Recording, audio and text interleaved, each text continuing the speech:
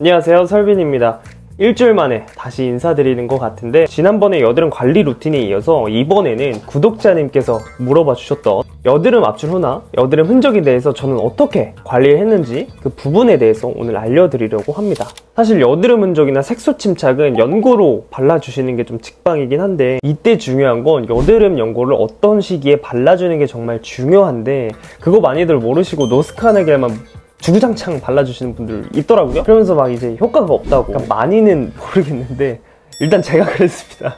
아무튼 그래서 오늘은 여드름 흔적 연고 어떤 시기에 어떤 제품을 발라줘야 되고, 그리고 연고가 부담스럽다면 데일리로 관리해줄 수 있는 스킨케어 제품들은 어떤 것들이 있는지, 이렇게 크게 두 가지에 대해서 오늘 알려드리고자 합니다. 크게 네 가지 상황에 맞춰서 구분해놨으니까 마찬가지로 필요한 부분만 쏙쏙 골라보시면 될 것 같습니다. 그럼 시작합니다. 사실 여드름은 물론 여러 형태에 따라 다르겠지만, 이렇게 난 작은 여드름은 전 굳이 짜지 않습니다. 이게 압출하는 게 어떻게 보면 피부에 큰 자극을 주는 행동이잖아요. 그래서 간단한 여드름은 에크논 크림으로 하루 2번 정도 발라주면서 진정시켜주면 붉은기나 흔적 또한 좀 가라앉는 걸 확인해 보실 수가 있고, 물론 이 부분에 대해서 여러 견해가 갈리긴 하지만 전 그랬다는 겁니다. 그리고 이렇게 큰 여드름은 아무래도 압출을 해야겠죠. 짜고 나서 그냥 피딱지 알아서 생기겠거니 하면서 냅두시는 분들이 있거든요. 제가 그랬습니다. 그래서 그렇게 되면 아무래도 상처가 덧나거나 그 부위에 세균이 또 들어갈 수가 있어서 그냥 막, 아무튼 그렇게 되면 붉은기나 흔적이 정말 오래 남을 수도 있으니까 직후에는 후시딘을 꼭 발라줍니다. 이게 2차 세균으로부터 막아주는 역할, 즉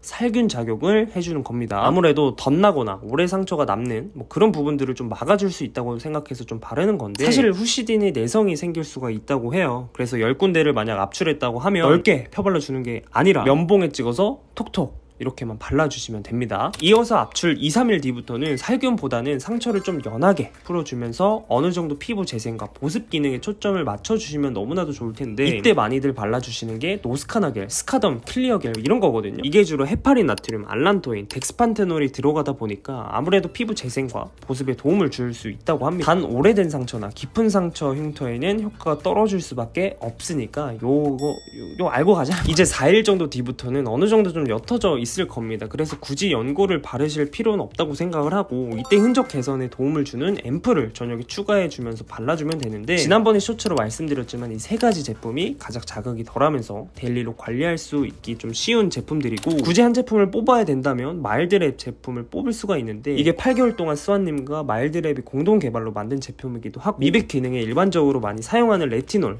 비타민C와 같은 고기능성, 즉 자극이 있는 성분들이 아니기 때문에 비교적 순하게 관리해줄 수 있는 아이템입니다. 사용감도 비교적 가볍고 흡수도 진짜 정말 빠른데, 스포이드가 이거 너무 짧아서 이거 왜 이렇게 짧죠? 늘 궁금했던 부분이긴 합니다. 물론 사용하는데 큰 지장은 없지만 계속 신경은 쓰입니다. 그리고 마일드랩이 가격적으로 부담이 된다면 이젠트리 제품이나 워낙 유명한 코스알엑스를 그 수분크림과 함께 좀 섞어 주셔도 됩니다. 구독자분이 진짜 강추하시더라고요. 아무튼 한 달이 지났는데도 흉터가 그대로 남아있다면 그때부터는 조금 다른 연고들로 관리를 해주셔야 되는데, 대표적으로 더마틱스 울트라, 스카덤 울트라 이런 제품들이 있습니다. 이거는 성분이 피부에 흡수되는 게 아니라 흉터에 실리콘 막을 씌워줘서 흉터의 수분을 또 잡아주면서 집중적으로 흉터를 연하게 만들어주는 원리이기 때문에 정말 얇게 발라주는 것, 그리고 상처가 오래된 부분에만 발라주시는 게 정말 중요합니다.